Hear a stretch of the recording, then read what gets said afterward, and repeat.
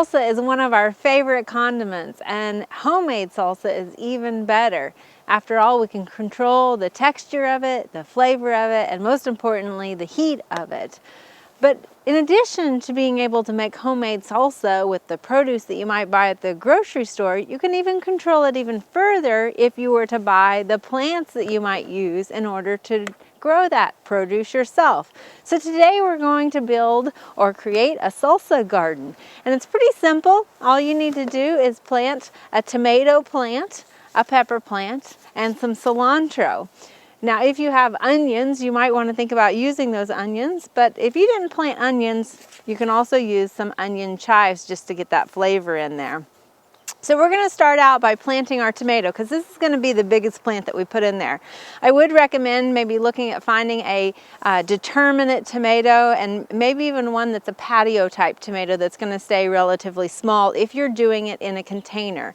Now, of course, you can plant these same sort of plants just in your garden and harvest them and use those to make salsa as well. But here we just have a traditional kind of saucer container, nothing fancy about it. You do want to make sure there's a drainage hole in it so that it does drain. I would recommend that the bigger the container, the less you'll have to water it once it's established. So we've got our tomato plant here. You can see it's got some nice roots on it. If you see a lot of roots that are circling, you're going to want to tease those a little bit so that that allows those roots to go out into the soil once it's planted.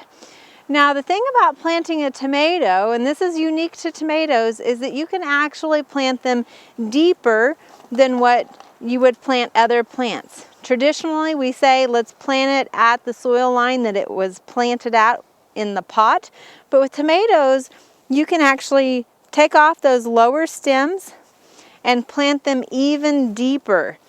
This is just going to prevent it from blowing over, and it's going to allow it to develop a bigger root system in that pot.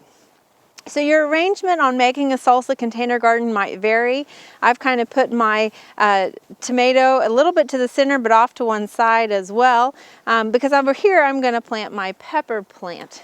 Now this is a hot jalapeno plant, and I'm just going to squeeze that container and I let it just fall out onto my hand. I don't pull it because if I break the stem, then I've kind of killed that plant. So we just let it fall out onto your hand. Again, we have some circling roots that we're going to tease apart there. And then we're going to plant this in that soil. Now with peppers, you want to maintain that soil line. You don't want to bury it any deeper. So make sure that it's going in at the same depth. So we've got our tomato, we've got our pepper. Now we're just going to fill in with our cilantro. And we have here our traditional cilantro. It's the flat leaf. It looks like flat leaf parsley a little bit, but it definitely smells and tastes like cilantro. Some people don't want this in their salsa. So again, by doing this at home, you can choose whether you want to add it or not to your garden. We also have a different type of cilantro here that I want to show. This is called Confetti Cilantro, and it just has a little bit more of a cut leaf to it, fern-like leaf to it. And I'm a little bit curious about growing this. I would imagine that when you're going to make your salsa, it's sort of chopped up more finely for you already, straight out of the garden. Plus, the texture is just going to be really nice in this pot. So you can see it's got some good roots on it there. We're just going to kind of break those apart and plant that in the side here. So again, if you didn't plant onions in February, you might add that onion flavor by getting some onion chives. Again, it's got a nice fine foliage to it to add some contrast to the broad foliage of the pepper and the tomato. We've got some good roots in here, so we're just going to put that in our pot. Now, you notice when I started, I had this probably 2/3 of the way full of soil. I planted the tomato, but these others, I've kind of just left them exposed a little bit.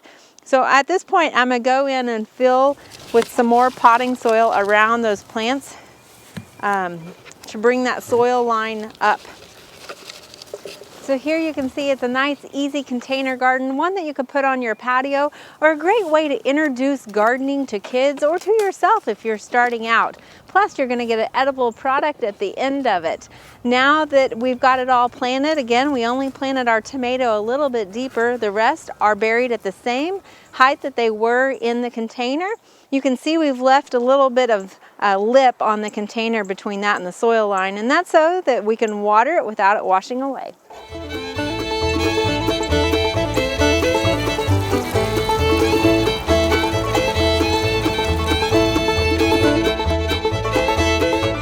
Hope you enjoyed this video. It's part of our Oklahoma Gardening YouTube channel. You can also find even more videos on our OK Gardening Classics YouTube channel. And join us on social media for great gardening tips, photos, and discussion.